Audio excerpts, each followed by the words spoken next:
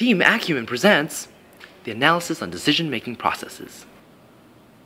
Hundreds of decisions are made every single day in organizations of all sizes, whether that be from organizational structure, strategy, or even to the finer details of looking for the next intern. There are many ways decision-making can go about.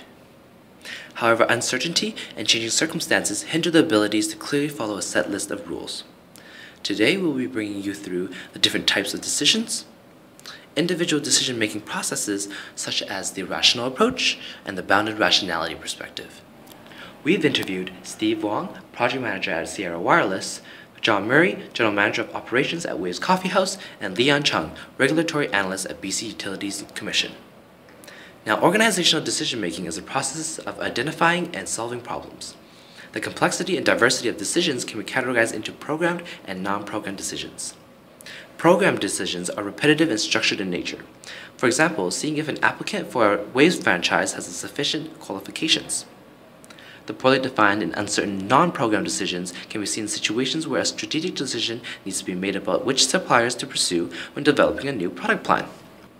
The need for strategic planning for non-programmed decisions is due to the complexity of decisions in which can be referred to as a wicked decision. In the micro level, individual decision-making can be represented by how ideal managers should be making decisions through a rational approach compared to the reality of decision-making with the added time and resource constraints in a bounded rationality perspective. The rational approach indicates the perfect situation in which the path in defining a decision is broken down into a systematic analysis. The two stages include problem identification and problem solution.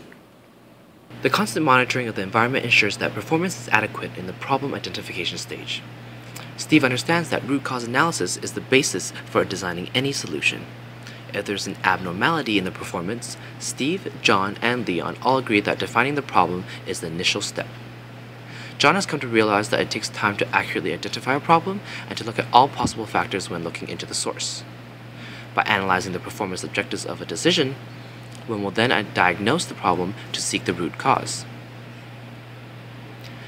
In the problem solution stage, it is all about seeking the available options and gauging the success rates of each alternative.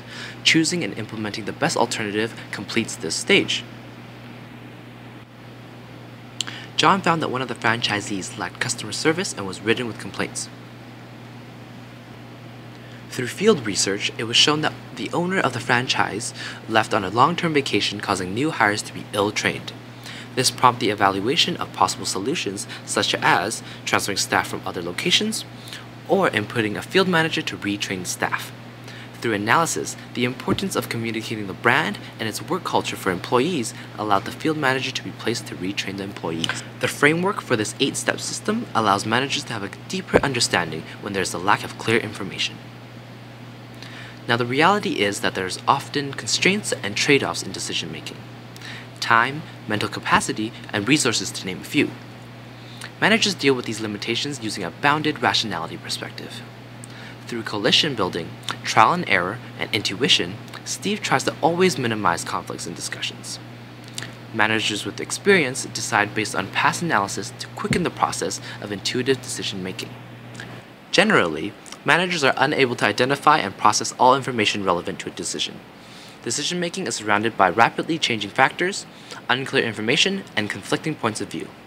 Throughout the course of this video, we discuss the variations of structured decisions, the ideal systematic analysis for decisions, and the realistic decision-making processes given constraints and pressures. Thanks for watching!